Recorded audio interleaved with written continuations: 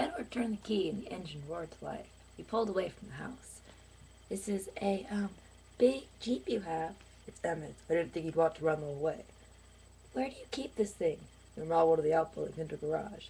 Aren't you going to put on your seatbelt? He threw me a disbelieving look. Then something sunk in. Run the whole way? As in, we're still going to run part of the way? My voice edged up a few octaves. He grinned tightly. You're not going to run. I'm going to be sick.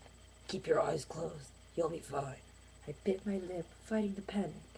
I leaned over to kiss the top of my head, and then growled. I looked at him, puzzled. You smell so good in the rain, he explained. In a good way or in a bad way? I asked cautiously. He sighed. Both. Always both. I don't know how he found his way in the gloom and downpour, but he somehow found a side road that was less of a road and more of a mountain path. For a long while, conversation was impossible, because I was bouncing up and down the seat like a jackhammer. He seemed to enjoy the ride, though, smiling hugely the whole way.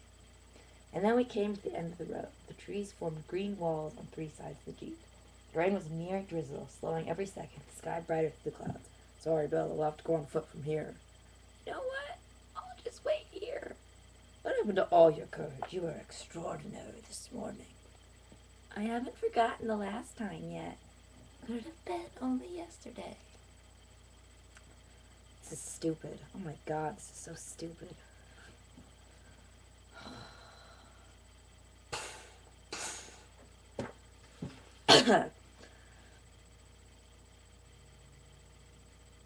Ew.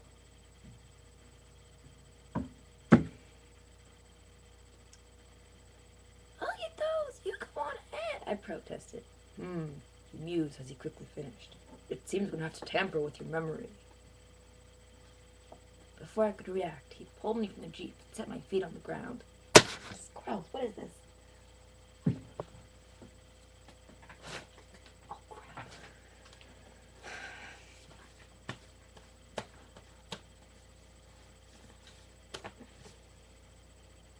No. It was barely misting now. Alice was going to be right. Tamper with my memory, I asked nervously, something like that. He was watching me intently, carefully, but there was humor deep in his eyes. He placed his hands against the Jeep on either side of my head and leaned... No, this is stupid. So stupid. It's really stupid.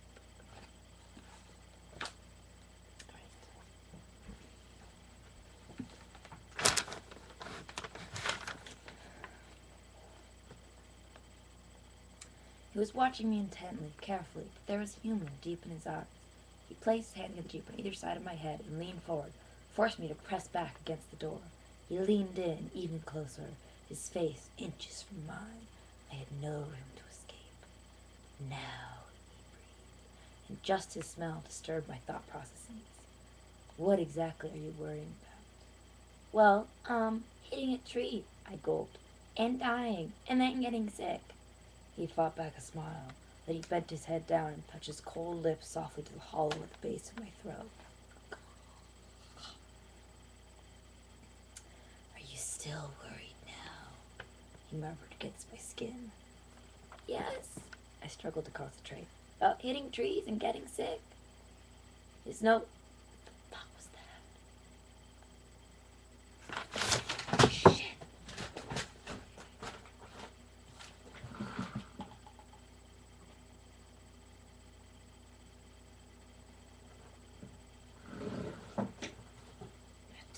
God, it sounded like two cats fighting. Jesus. Oh my God.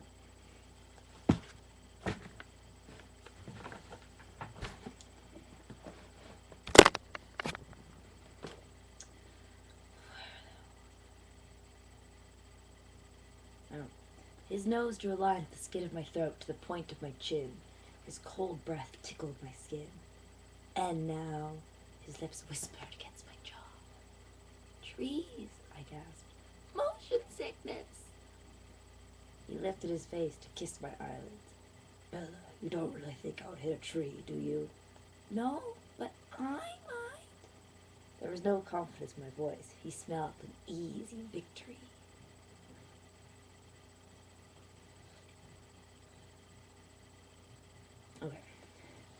He kissed slowly down my cheek, stopping just at the corner of my mouth. Would I let a tree hurt you? His lips barely brushed against my trembling lower lip. No, I breathed. I knew there was a second part to my brilliant defense, but I couldn't quite call it back. It's 9 o'clock. Shut up. You see, he said, his lips moving against mine.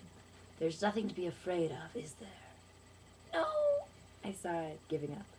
Then he took his face in my hands, almost roughly, and kissed me in earnest, his unyielding lips moving against mine. There was really no excuse for my behavior.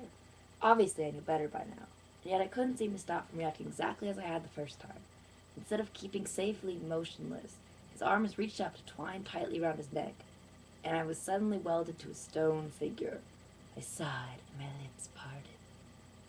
He staggered back, breathed out, breaking my grip effortlessly. Damn it, Bella, he broke off, gasping. You'll be the death of me, I swear you will. I leaned over, bracing my hands against my knees for support. You're indestructible, I mumbled, trying to catch my breath. I might have believed that before I met you. Now let's get out of here before I do something really stupid. He growled. I was really growled, sorry.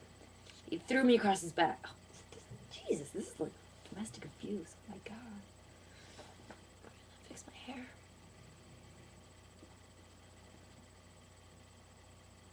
6? Oh crap, I only have 4 minutes on. Alright. He threw me across his back as he had before, and I could see the extra effort it took for it to be as gentle as he was. Gentle. I locked my legs around his waist and secured my arms in a chokehold around his neck. Don't forget to close your eyes, he warned severely. I quickly tucked my face into his shoulder blade, under my own arm, and squeezed my eyes shut. And I could hardly tell we were moving. I could feel him gliding along beneath me, but he could have been... but he could have been strolling down the sidewalk. The movement was so smooth. I was tempted to peek, just to see if he was really flying through the forest like before, but I resisted. It wasn't worth that awful dizziness. I contented myself, listening to his breath come and go evenly. I wasn't quite sure we had stopped until he reached back and touched my hair. It's over, Bella.